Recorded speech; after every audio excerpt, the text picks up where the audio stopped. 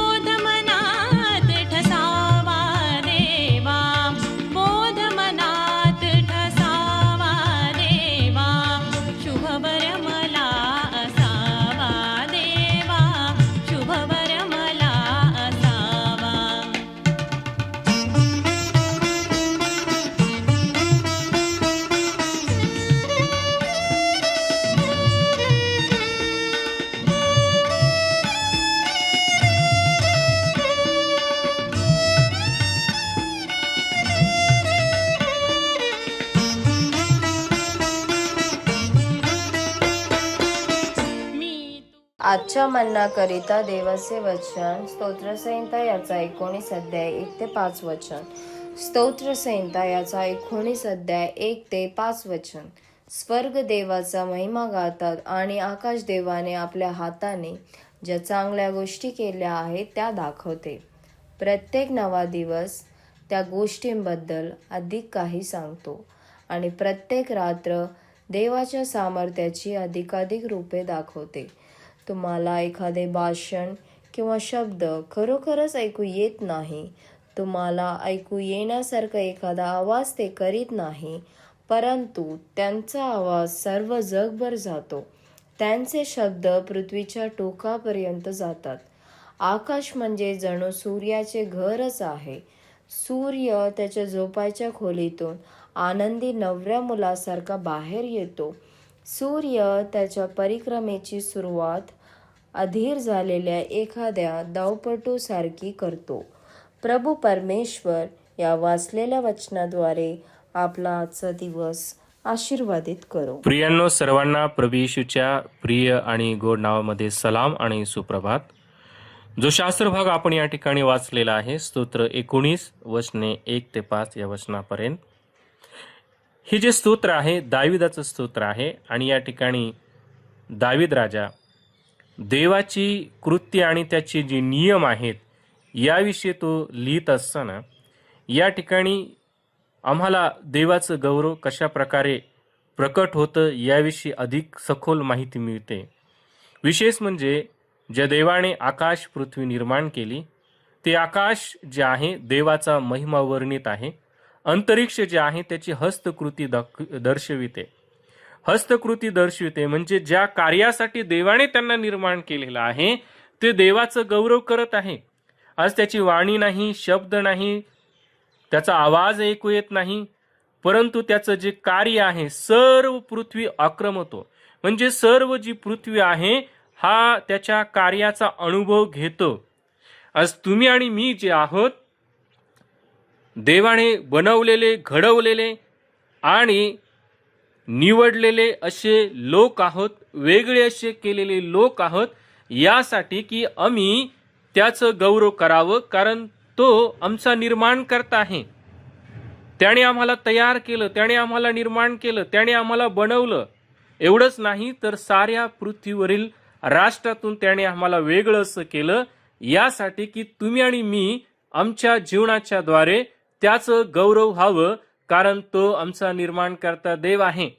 आज आम्ही पाहतो की देवाने पृथ्वीवरील साऱ्या लोकांना निवडलं, परंतु जे निवडलेले आहेत ते थोडकेच जे आहेत देवाचं कार्य करत आहेत, त्याची महिमा वर्णित आहे, त्याची स्तुती करत आहेत. परंतु अनेक जे लोक आहेत त्याच्या या कृत्याला नाकारतात आणि म्हणून ते आज देवाच्या आशीर्वादापासून, देवाच्या सामर्थ्यापासून प्रियांनो कुठंतरी दूर गेलेले आहेत.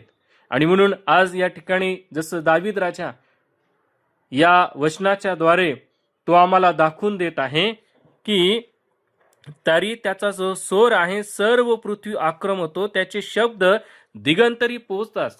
आमचं कार्य, आमची जी कृती आहे अशाच प्रकारे असावी की आम्ही देखील त्या परमेश्वराचं, त्या जिवंत देवाचं गौरव करावं. आणि म्हणून आमचा जो प्रभू आहे, जो आमचा तारणार आहे, प्रभू येशू ख्रिस्त जो आहे, तो आम्हाला त्याचं गौरव करण्यासाठी त्याने आम्हाला निवडून घेतलेलं आहे, त्याची सेवा करण्यासाठी, त्याला धन्यवाद देण्यासाठी. आमचा स्वर म्हणजे आमचा आवाज, आमची वाणी त्याच्यापर्यंत पोहोचून त्याचं गौरव आणि त्याची महिमा करण्यासाठी. काय प्रियांनो, आज आम्ही त्याची स्तुती करत आहोत का? आम्ही जे त्याची हस्तकृती आहोत त्याचा धन्यवाद देत आहोत का? हा आमचा समोर खूप मोठा प्रश्न आहे. आणि म्हणून चला तर आपलं जीवन प्रभूच्या हातामध्ये देऊया आणि ज्याने सर्व काही निर्माण केलं त्या परमेश्वराचं गौरव करूया. या आपण प्रार्थना करूया. प्रिय बापा, आम्ही तुझी स्तुती, तुझा गौरव करतो.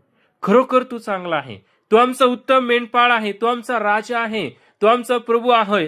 प्रिय बापा, तू पवित्र परमेश्वरा, तुझ्या पवित्र हाताने आमची घडवणूक केली, आम्हाला निर्माण केलं, आम्हाला बनवलं. तशाच प्रकारे या सृष्टीची निर्मिती देखील प्रभू तू केलेली आहे. आणि म्हणून देवापा, ही सृष्टी जसं तुझं गौरव करत आहे, तुला धन्यवाद देत आहे, तुझी महिमा करत आहे, तसंच आम्ही देखील आम्हाला तू दिलेल्या वेगवेगळ्या कृपादानाच्या द्वारे आम्ही तुझं गौरव करावं, तुला धन्यवाद द्यावा, तुझी स्तुती करावी, यासाठी आम्ही तुझ्याजवळ प्रार्थना करतो. आजचा संपूर्ण वेळ, क्षण सर्व आम्ही तुझ्या स्वाधीन अधीन करतो बापा. आणि येशूच्या नावात विनंती मागतो म्हणून तू ऐक. आमेन.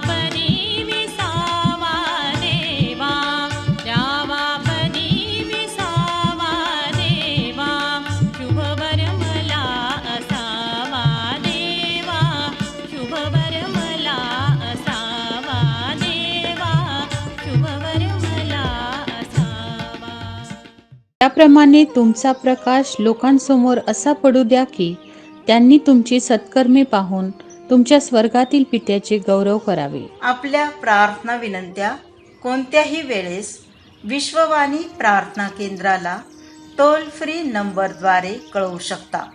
आमचा टोल फ्री नंबर 1800-2700-333.